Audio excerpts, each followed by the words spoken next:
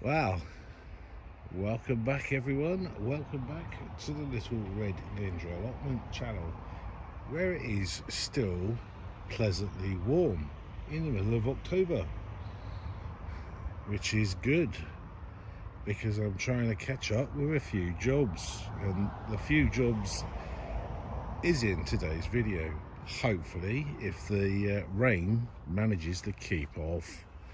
But one of the things I'm going to show you is I've finished planting the rest of what I was going to put in there, and I'm going to sort out something that is done in October, and is to cut that right back. And if you don't know what that is comfrey. That is one of the gardener's best friends, and I don't need to collect anymore because I have got quite a lot of comfrey juice I've made out of this plant. I've probably made about 20 bottles worth, which is more than plenty for what I need it on this plot. And also to start on really filling this bin up, and also start sorting out my polytunnel, so it's nice and clean and ready for next year. And when I say next year, I mean in January is when I'll start planting stuff in there. So no further ado, I'll have a quick look around the plot to see what else I can get on with while I'm over here today, and I'll get straight on with it, and I'll be back in a minute showing you what I've started on. So let's crack on. Well, I've had a quick look around the plot, and one of the first things I did was to put a better cover where I've put all my hardneck garlic, and I've got 63 in total in this area here, and the growing depth is 1 inch and 6 inches apart, so hopefully get a plentiful supply next year, as well as my elephant garlic. And I've already forgotten how many I planted. 21, that's what I planted. So overall, hopefully a very good harvest next year in the first week of June. That is when I'm aiming to lift them all, because then I can put in new plants into here and into that one, and hopefully with the scent of the garlic bulb, or it will deter pests. Fingers crossed. Well, it has done in the past, it certainly did down there.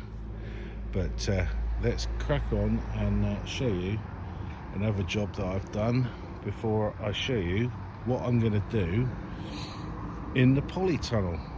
And the polytunnel will probably be over 2 videos because there is quite a lot to do. So let's get on with it. Well, all I can say is I'm very lucky I got that done, because it started to rain, which is a bit of a pain, but I've managed to chop it down and put it into my compost bins, namely that one there and that one. But one other job that I really need to do before I show you the polytunnel jobs that I've got to do is I've got to cut all my strawberries down, but also collect all my leek seeds, because they are ready, which is a very good thing. It saves me buying leek seeds. Not that I want to buy them, but saves me a couple of quid. But I'll get on with that after I've shown you the jobs in the polytunnel that I've got planned. So let's get into the polytunnel and stop getting wet. Well, it's been a few hours since I showed you another job that I was going to do, the strawberries. And well, I couldn't really come into the polytunnel because it really did start to tip it down with rain, so I had to go back to the den. I really didn't want to get wet. I could have stayed in here, but I thought, no, let's go back and stay in the dry. But yeah, there is a lot to do in the polytunnel on both sides, but I'm going to concentrate on this side, and there's not many hours of daylight left, so I've got a very short time to do it, what I need to do. But I'll get the tools, but I'll tell you what exactly I'm doing in this polytunnel over the next couple of videos. I know this one's going to be relatively quick today, but I've had to do quite a bit this week in other jobs, so let's get on and get these tools and show you what I'm going to do. Right then, let's get on and tell you what I've got planned over the next two videos of the polytunnel. And one of the first jobs that I will be doing is emptying everything that's in this polytunnel. Everything that you can see will be coming out, including my shelving. And I will be using most of it for the new compost bin, like the cucumbers, the beetroot there, just perfect, so I will be cropping those. There's a bucket of spent compost there with 2 pop bottles. Really don't know why the pop bottles are there, but they will be recycled. That spent compost will be recycled as well. That will be going into the new compost bin, as well as everything else that you see here. And once I've cleared that side, and once I've cleared that side, I will be taking down these wooden battens here, here, and here, and there's another one back there, so I don't trip over and break my neck when I'm trying to do other things that I'll tell you in a minute.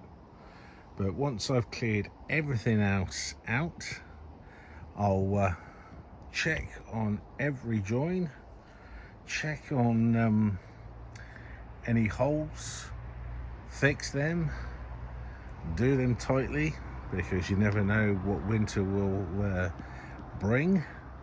And then once I've done that, I will start cleaning the actual polytunnel cover. And what I will be using is in the post as we speak. But I usually use a very diluted J's fluid, just to just give it a light cleaning, and it does the job. But you need a lot of light in the winter time if you want to grow stuff, and that is what I want to do, grow a lot of stuff in the depths of winter. So the more sunlight that comes in, the better it is. But let's crack on and try and clear this area first, because I haven't got long left of daylight. So let's crack on. Well, I've got about 10 minutes left of usable daylight, and this is what I've done. Managed to get done.